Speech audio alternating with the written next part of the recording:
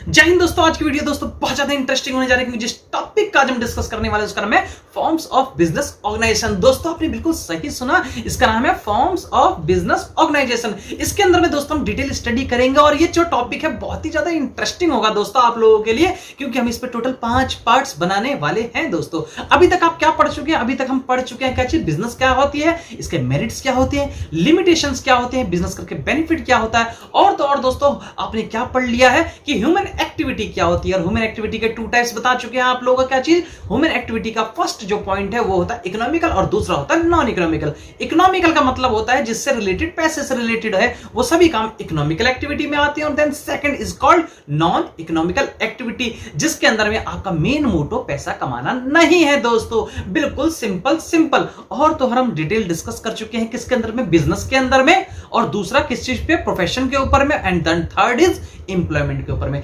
दोस्तों, मतलब एम्प्लॉय के रिलेटेड में। इसके बारे में डिटेल स्टडी हम ऑलरेडी प्रीवियस टॉपिक्स कर चुके हैं प्रीवियस वीडियो के अंदर में। दोस्तों आज जो हमारे सामने में उसका नाम है फॉर्म्स ऑफ बिजनेस ऑर्गेनाइजेशन। दोस्तों अगर आप हमारे चैनल पे नए हैं, अभी तक आपने चैनल को सब्सक्राइब नहीं किया तो फटाफट चैनल को सब्सक्राइब करें, बेल आइकन को दबाएं, ताकि कोई भी एजुकेशनल या जीके से रिलेटेड इंफॉर्मेशन हो दोस्तों टाइम टू टाइम आप लोगों तक मिलती रहे। दोस्तों समय का वेस्ट ना करते हुए फटाफट आइए वीडियो के ऊपर में हम चलते हैं। दोस्तों इसके अंदर में आपको मैं 5 टॉपिक्स बताने वाला हूं और इसके ऊपर में हम 5 वीडियो बनाने वाले हैं दोस्तों। पहला टॉपिक जिसका नाम है सोल प्रोप्राइटरशिप, दूसरा टॉपिक जिसका नाम है partnership, then third topic is Hindu undivided family, then fourth is cooperative society most important, then fifth is company. जो वाइड रेंज पे पढ़ेंगे दोस्तों, शायद हो सकता है एक वीडियो भी कम पड़े इसके लिए, क्योंकि जब कंपनी पढ़ते हैं तो सब कुछ आ जाता है। दोस्तों सोल प्रोप्राइटरशिप के बारे में मैं आप लोगों को समझा देता हूं बिल्कुल सिंपल और बिल्कुल नॉर्मल लैंग्वेज के अंदर में। दोस्तों अगर आप किसी रोड से गुजर रहे हैं और आपके लेफ्ट और राइट साइड पे जितने भी शॉपकीपर्स हैं, वह व्यक्ति जो कि बिजनेस को ऑपरेट कर रहे हैं, वो आपको मैक्सिमम जो हमारे मार्केट में 80 to 90% आपको दिख जाएंगे। कौन? Yes, sole proprietorship. अब दोस्तों बात करते हैं इसके बारे में डिटेल स्टडी के अंदर में। तो दोस्तों ध्यान दीजिए, टॉपिक का नाम ही क्या है, सोल प्रोप्राइटर। अगर आप इसको 2 टुकड़ों में बांट के पढ़ें, 2 टुकड़ों में अगर हम इसको बांट के पढ़ते हैं तो क्या वर्ड आता है? एक आता है सोल और दूसरा आता है प्रोप्राइटर। दोस्तों सोल का मतलब होता अकेला, सिंगल, और प्रोप्राइटर का मतलब होता ऑनर। वो बिजनेस जिसके अंदर में सिर्फ एक ही मालिक हो, उसे सोल प्रोप्राइटरशिप कहते हैं। दोस्तों इट्स सो सिंपल। अगर आप किराने की दुकान में जा रहे हैं और देख रहे हैं कि सामने बैठा हुआ जो बंदा है वो कौन है? यस, सोल प्रोप्राइटर है, मतलब वो कौन है? एक सिंगल पर्सन है दोस्तों। और पार्टनरशिप क्या होती है? जिसके अंदर में 2 या मोर पर्सन क्या करते हैं? काम को करते हैं, मतलब बिजनेस को ऑपरेट करते हैं दोस्तों। तो हम सोल प्रोप्राइटर के बारे में डिटेल स्टडी आज करने वाले हैं। दोस्तों आपके स्क्रीन पे दिखाई दे रही है 5 फोटो। एक हमारे सबसे नीचे भाई साहब, इन्होंने हाथ जोड़ रखा है, क्या कर रहे हैं? प्रेयर कर रहे हैं। आपको ध्यान से दिखाई दे रहा होगा ये जो शॉप है किस चीज की है? यस, स्टेशनरी की है। यही स्टेशनरी की शॉप है जहां से आप बुक्स, कॉपी, किताब परचेज कर रहे हो दोस्तों। बिल्कुल सिंपल, यही नहीं मतलब एग्जांपल लिया है इसी तरीके से।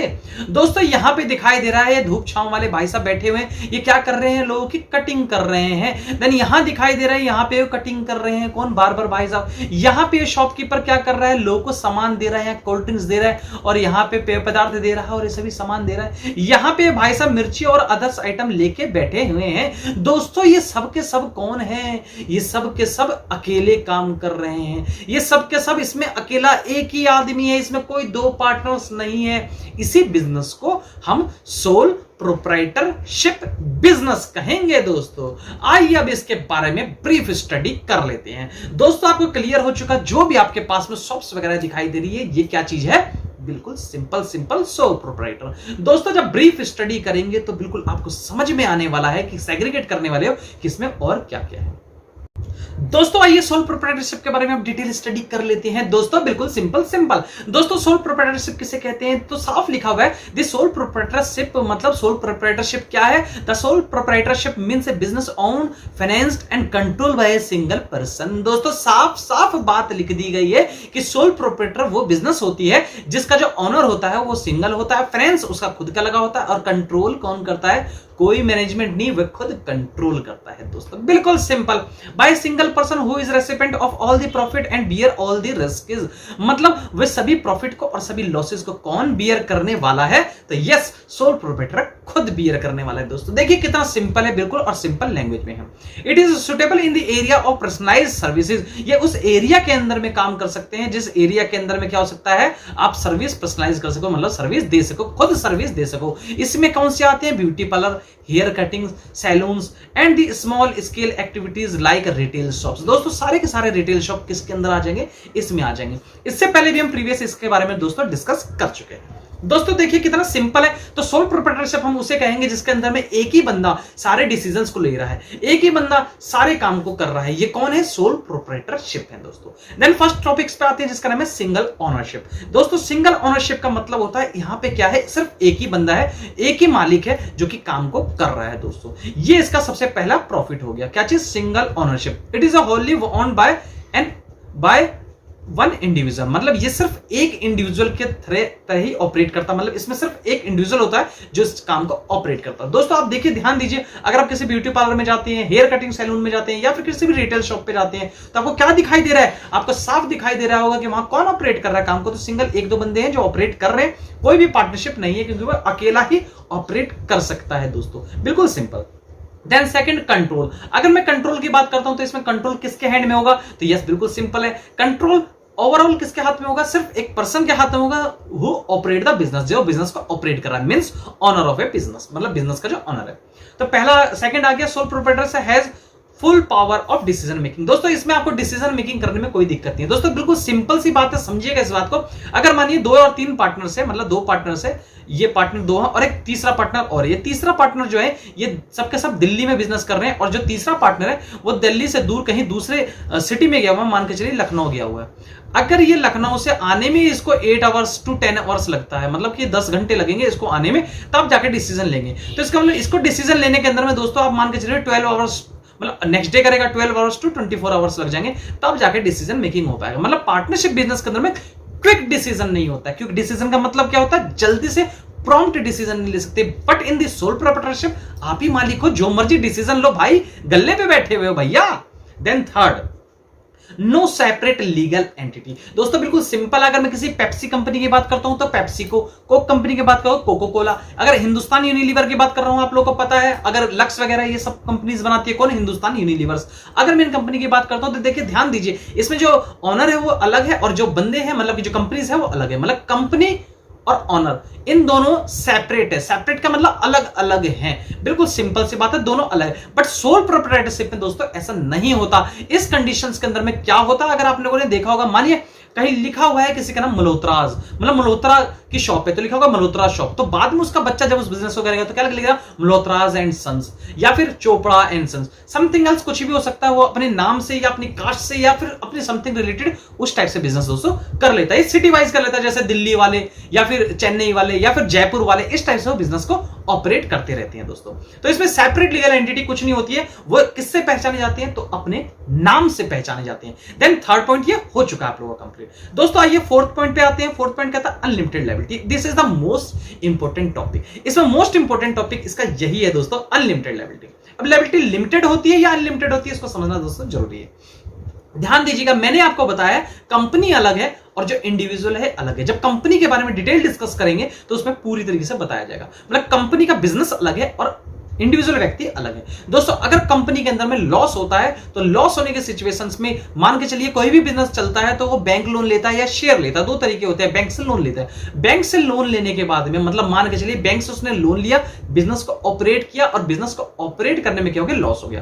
तो क्या कहेगा कि भाई बिजनेस जो है वो मेरा है लेकिन बिजनेस का सिर्फ मैं डायरेक्टर हूं। आप एक काम कीजिए, मेरे से क्यों रिकवर करोगे? बिजनेस से पैसा रिकवर करो, क्योंकि मैंने जो पैसा लगाया है किसमें? बिजनेस में लगाया। आपका लोन मैंने बिजनेस में लगाया, बिजनेस से रिकवर करिए। जब वो बिजनेस से रिकवर करेंगे तो पता चलेगा दिवालिया हो चुका है, इंसॉल्वेंट हो चुका, उस कंडीशन पे डायरेक्टर को आप नहीं पकड़ सकते। इसका मतलब क्या हो गया कि कंपनी अलग है और बिजनेस अलग है, दोनों की चीज अलग अलग हो जाती है दोस्तों।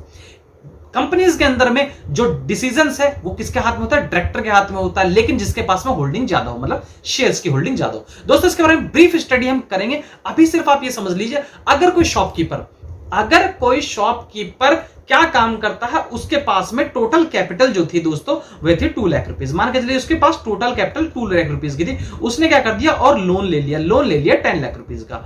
अब इस कंडीशन पे लोन को नहीं चुका पाया और उसके बिजनेस से सिर्फ 3 लाख रुपए निकले जो कि लोन को पेड कर रहा है। तो दोस्तों 7 लाख रुपीज अब भी बच गए। सिंपल सी बात है। मैंने बताया 10 लाख रुपीज का उसने लिया लोन लेके सिर्फ उसने 3 लाख रुपीज की पेमेंट करी, बचे 7 लाख रुपीज।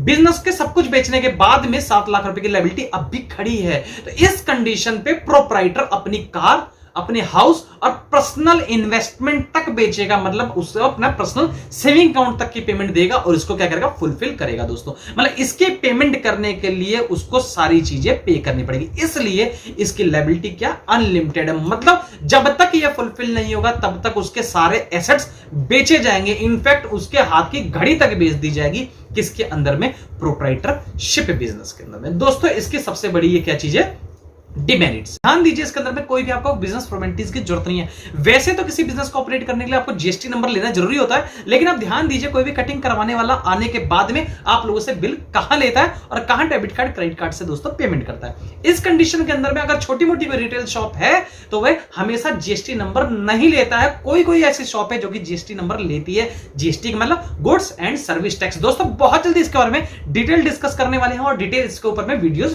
बनाने वाले भी हैं दोस्तों।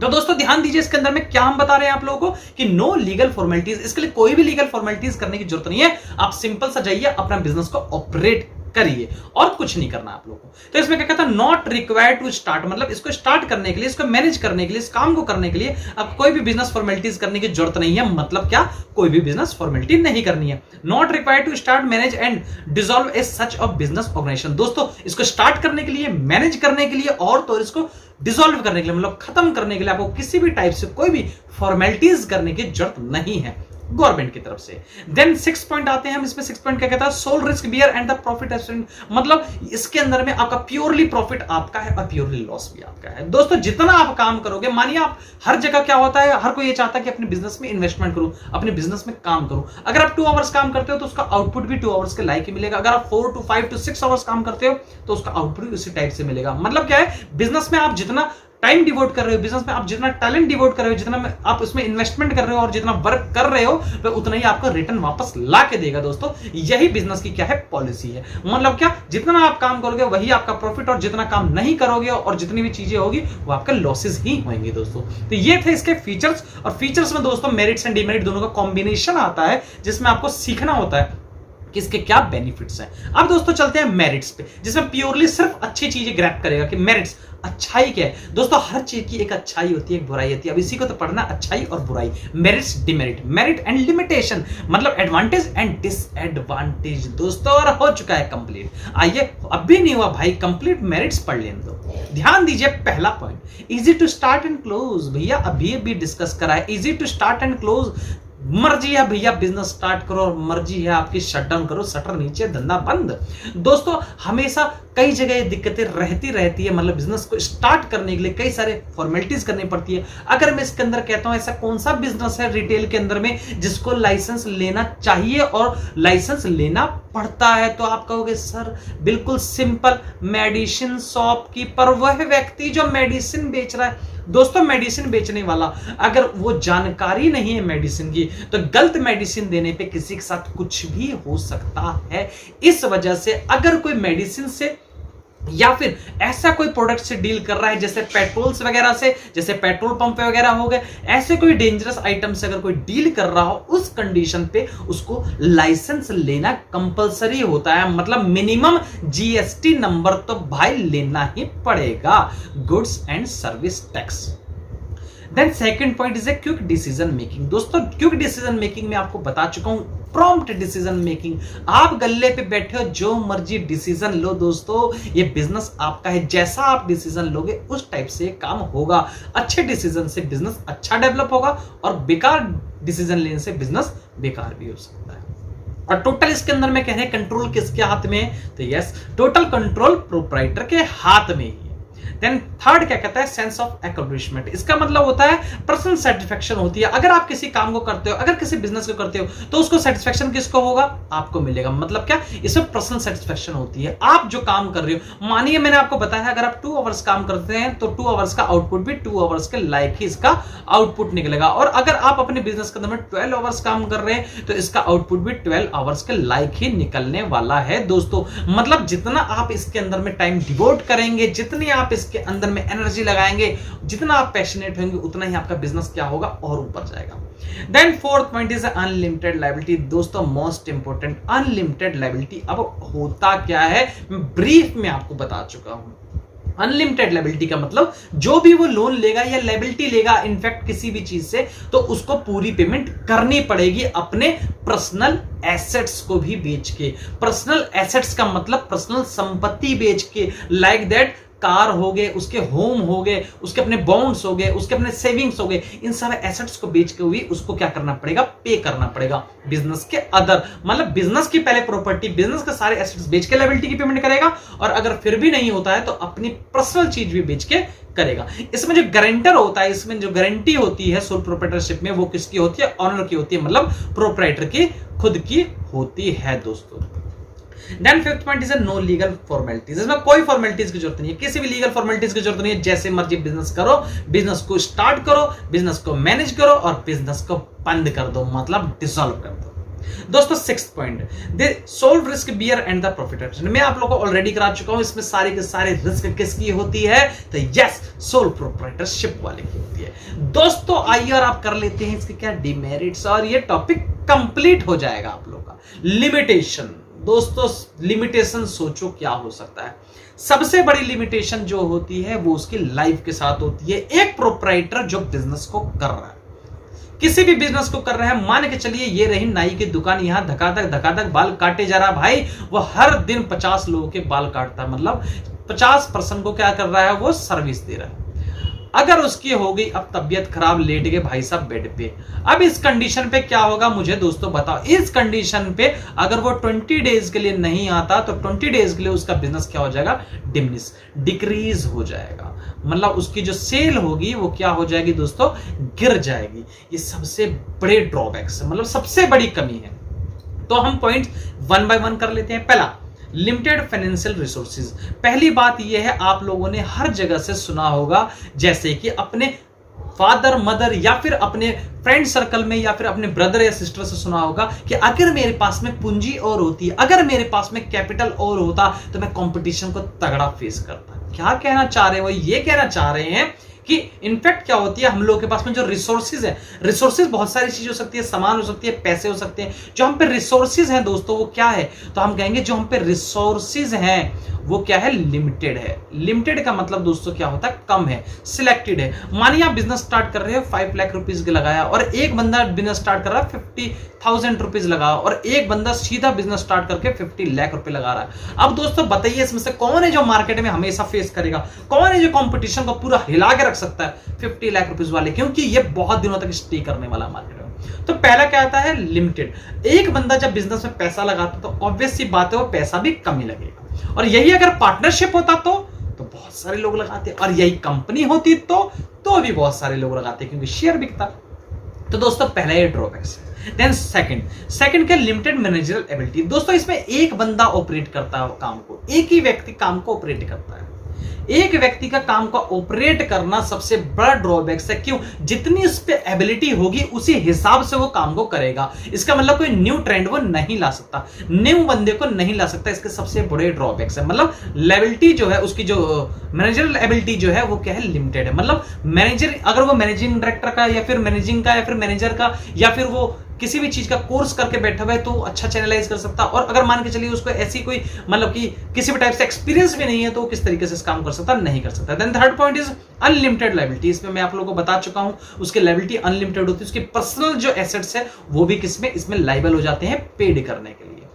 दोस्तों फोर्थ पॉइंट, अनसर्टेन लाइफ। दोस्तों मैं आपको बता चुका हूं, मान के चलिए उसकी डेथ होगी, इंसॉल्वेंसी होगी, ल्यूसेंसी हो गई, इलनेस हो गए, इन सभी कारण से, मतलब वे उसकी डेथ हो गई या फिर वो इंसॉल्वेंट पैसे से दिवालिया हो गया या फिर वो पागल हो गया या फिर वो बीमार हो गया, किसी भी कंडीशन से उसका बिजनेस खत्म। अब दोस्तों बात आती है कि बिजनेस कैसे खत्म होगा। मान के चलिए कोई शॉपकीपर है, उसको बिजनेस करता है और एकदम से उसकी डेथ हो गई, या फिर वो एकदम से इल हो गया, मतलब बहुत बुरी तरीके से बीमार हो गया 6 महीने साल के लिए, तो आप बताइए क्या उसका बिजनेस नहीं रुक जाएगा? बिल्कुल रुक जाएगा। अगर मानिए वो बार-बार कैसे उसका छोटा बच्चा मानिए 10-12 साल का किस तरीके से बिजनेस को ऑपरेट कर सकता है? तो नहीं कर सकता। उस टाइम तो बिजनेस बंद ही हो जाएगा। क्यों बंद हो जाएगा? क्योंकि उसके पीछे संभालने वाला कोई नहीं है। क्योंकि बिजनेस कौन सा है? सोल प्रोप्राइटरशिप बिजनेस, जिसमें एक ही मालिक है, और जब एक मालिक है उसी की बेचारे की तबियत खराब होगी तो बिजनेस को कौन ऑपरेट करेगा? नहीं ऑपरेट हो सकते।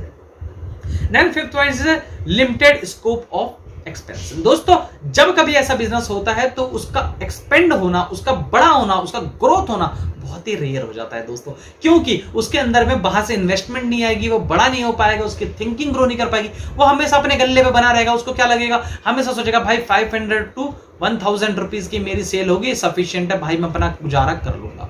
थोड़ा सा और बड़ा होगा, वो कहता 1000 से लेके मेरे को 5000 तक की सेल होगी भाई, मैं अपना गुजारा कर लूंगा। मतलब मैं सेल के मैं डायरेक्टली प्रॉफिट की बात करूं, मतलब इतने रुपए का प्रॉफिट निकलता है उसके गल्ले का, तो उसे कोई मतलब नहीं है, वो इतने पे काम चला लेगा दोस्तों।